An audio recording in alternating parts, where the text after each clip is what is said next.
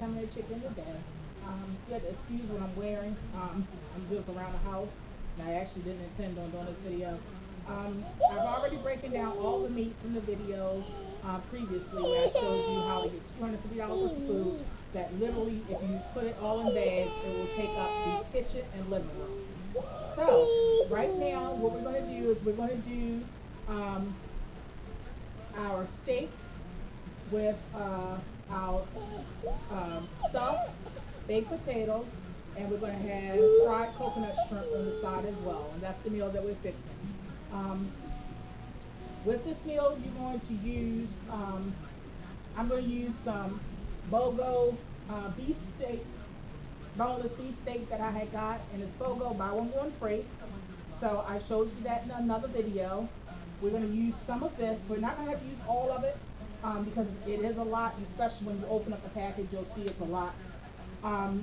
We're going to season this steak, and then we're going to broil it in the oven. We're also going to make our baked potatoes. I got these 10 pounds for $3, so I got 20 pounds. I bought 2 bags so that I can make out my special mashed potatoes that I showed you guys in the Thanksgiving dinner video. We're going to make them again for Christmas. We'll probably make them before then as well because Daddy loves them.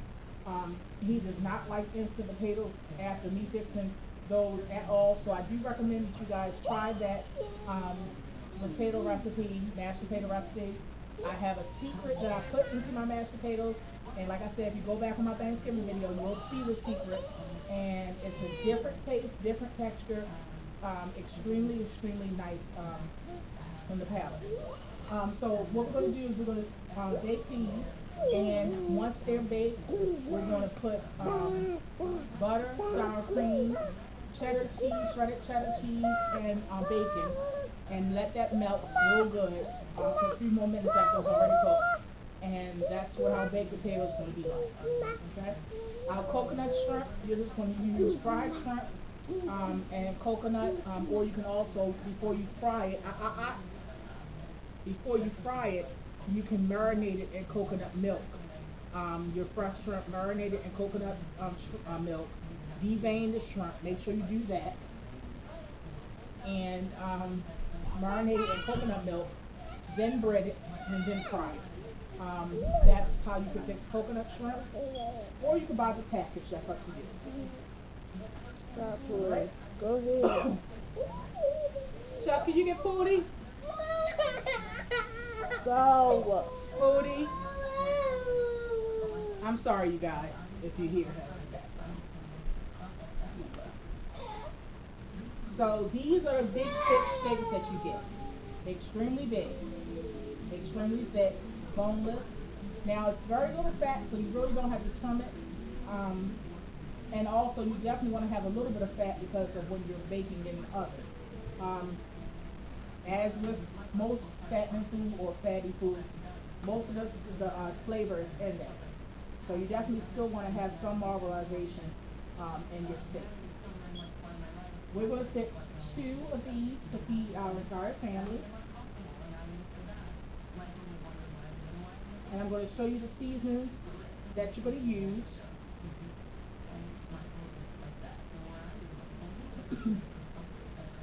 Now we're going to use some standard meat tenderizer. Okay. We're going to also use some steak seasoned salt, or you can use regular, but I'm using steak seasoned salt.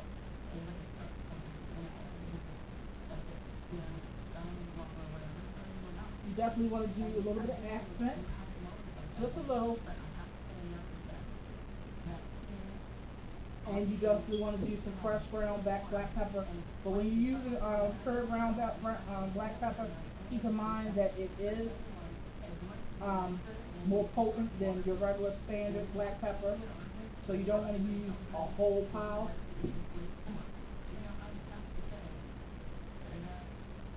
Right now what you see sprinkling on is your steak seasoned salt. So with this you don't have to use any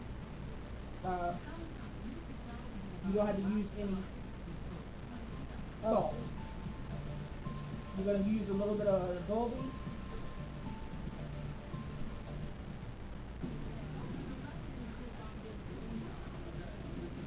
And then you're going to turn it over because I cannot stand when people fix meat and it's only flavorful on one side. Especially with a thick cut like this, you definitely want to make sure you season both sides whenever you're cooking, ladies.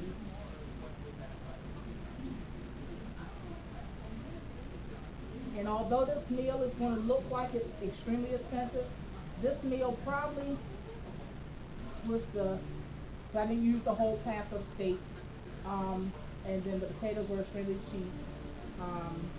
Probably cost maybe about $14, but this is a steak, shrimp, and potato dinner for $14 feeding 4 people. So that's not bad at all. Now we're going to season the other side. That's a little bit of meat tenderizer.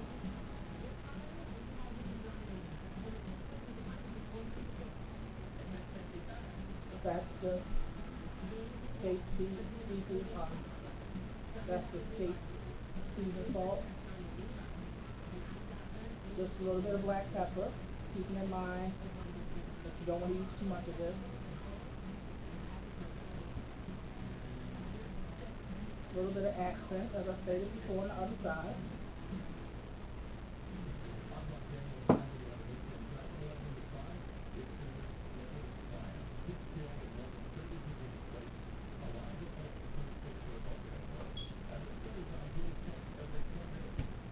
Alright, so with this, what I've done is lined a cookie sheet.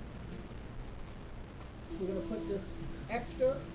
We'll put this in a Ziploc bag because we actually can probably make a whole nother meal if you're adding, you know, peppers and rice and stuff. You probably can make a meal for 3 out of this big piece of steak alone. Once you cube it up and then also you place some onions and vegetables and rice with it. So again, this is a whole nother meal out of that same package. And remember, this was buy one, one free steak. So you're gonna make sure you trash everything that you're not using. You're gonna take 1 onion and you just want to put this on the side so that you can have some roasted onion once it comes out. And it's not, you know, Daddy doesn't eat onions, so it's not on the steak or anything. You just want to put this around the side so that if anybody does want any sauteed or roasted onion, then they can have it. Ladies, you also can do this, incorporate some mushrooms, whether fresh or canned, and also have that on the side. You can also do a gravy, a store-bought gravy if you like, if you don't want to do it homemade. And just put the sauteed mushrooms and onion inside of the gravy and then spoon that over the steak once it's already completed. But as for me, because we really don't do much of the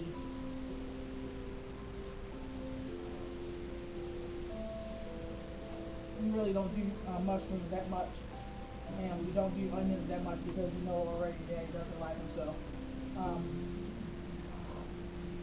we're going to use the onion for right now. Also, being that I'm extremely tired, I've went to several markets and also broken down all the meat once I got it home. That's how you're definitely going to stretch those dollars, ladies. Buy big packages. Make sure you buy from the dollar store, Dollar Tree, some good Ziploc freezer bags, and just break it down.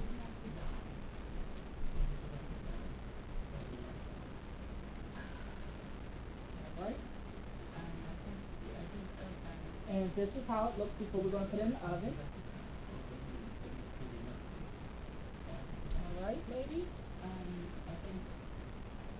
And then you're just going to put this in the oven on the broil setting, or you can put it on 500, whichever you like. Also, a lot of people forget that you can use the bottom of your oven. I remember back in the day, my mother used to use it for toast. And we seem to forget it because we now have toasters and all that good stuff.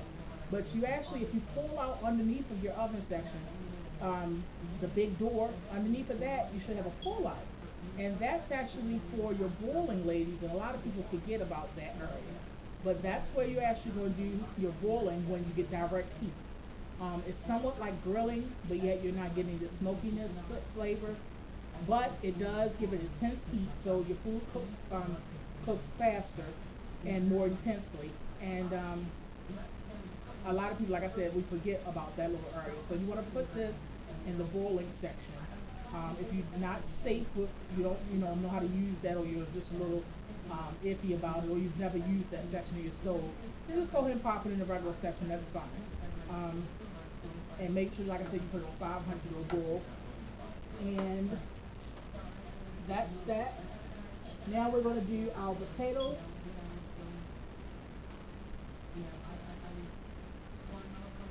I keep a rag nearby that has antibacterial stuff, so you want to definitely, whenever you're using a different item, or maybe your hands or whatever, you want to definitely just slightly go over that with your bigger tips. Now with your potatoes, you can just individually wrap them with some aluminum foil and just throw them in the oven. But what I like to do is actually put them in the microwave first, and just bunch them together, put them in a bowl, and put them in the microwave. That cuts down actually some of your baked potato time in the oven. It cuts it down like at least by 20 minutes. So that's great, because one of the reasons a lot of people don't like to cook baked potatoes is it's time consuming. Because a baked potato literally takes about almost an hour to cook. So what you want to do is put it in the microwave, zap it for a minute, a few minutes, not literally a minute. Zap it for a few minutes, not till it's all the way done, but you just want to have where you can push your finger a little bit through. Then bake. Before you put it in the aluminum foil and put it in the oven, you definitely want to slice it a little bit. You want to have a horizontal slice. And that's just going to, and don't open it up, just put it in a little slice, and then once it's done, you want to squish it together like this, and that's just going to make the potato pop. And then you're just going to add your ingredients that I told you, which is a little bit of butter, some shredded yellow cheese, and then crumble some bacon over top. Pop that back in the oven for a few more minutes, maybe about 4 more minutes. Then once it comes out, you're going to add just a little bit of sour cream, a dollop on top, and then you have your overstuffed baked potatoes. I also am going to show you guys this month how to make overstuffed pulled pork baked potatoes, and it's exactly what it sounds like. We have a pork shoulder. I'm going to show you how to roast that up. And if you fix stuff like that, like a roasted turkey once a month, a ham once a month, a pork shoulder once a month, you actually can create several meals out of these things, and it's actually cheaper to do it that way. Because, for instance, the pulled pork that we have, I purchased that for about, I think in the other video I showed you guys how I purchased that for, I think it was about $9. It was a huge one. And we're going to make probably about 4 or 5 different dishes out of that one pulled pork. And it was only at the most $10. So that actually makes your meals that we're going to be going under, to, like I said, $10 or under. Most of my meals that I do, almost all of them, I would say 99% of them are $10 and under. And if it's not $10 and under, it's probably about $3 more at best. And that's because it may be something like lobster tails or something like that. But I will show you how to actually eat on a budget. And these are somewhat called recession meals. But they're very tasty. In restaurants, you will pay per plate at least $20. So it's extremely tasty. Down home Southern cooking, even though I'm not a Southern kind of girl. And they're family friendly. So I hope you enjoy. And we're going to pop this in the oven. And then we're going to fix these overstuffed potatoes. That needs in the microwave. Anything that's not pleasing to the eye on the potatoes, you want to definitely cut off. Any lumps, bruises, and make sure you wash these as well. So make sure you comment, subscribe, make sure you read all the other videos that I'm going to be doing on this meal, and you'll be able to see the finished product. And let me also soak these shrimp in the coconut milk, which I got on sale for 99 cents a can, a big can. And we're going to also bread them with panko Japanese breadcrumbs, and then we're going to also deep fry them. So, and I'm also going to make a pineapple mango sauce for the side. So, again, let's recap. Today's menu: steak, rolled steak, overstuffed baked potatoes, coconut shrimp, and we'll probably have a side salad on the side. So, thank you all for viewing. Subscribe, comment. I miss you all. Love you all. Be blessed.